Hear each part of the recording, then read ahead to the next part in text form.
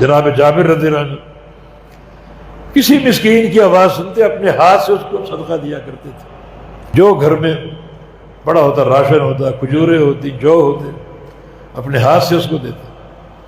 حتیٰ کہ بوڑھے ہو کر نابینا ہو گئے پھر بھی سائل کی آواز سنتے تو اپنی چارپائی کے ساتھ وہ اپنا مال رکھا ہوتا، وہ اٹھا کر باہر جاتے اور اس کو دے کر آتے. گھر والوں نے کہا کہ آپ بڑھاپا آ گیا، پھر بوڑھے ہو چکے اور نابینا ہو چکے، رستے میں ٹھوکریں لگتی ہیں، کوئی نقصان ہو سکتا ہے، یہ ڈیوٹی ہمیں دے دیں. ہماری ڈیوٹی میں ہی انجام دوں گا، مرنے تک میں ہی انجام دوں گا،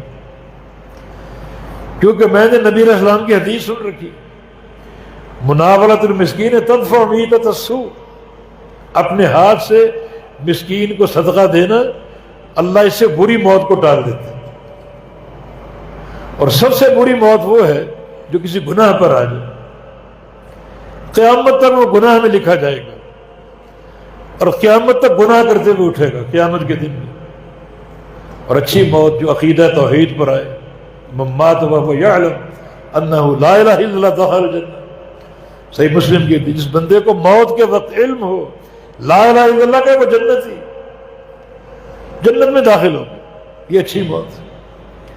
فرمایا کہ مسکین کو اپنے ہاتھ سے دینا اللہ اس سے بری موت کو ٹال دیتے.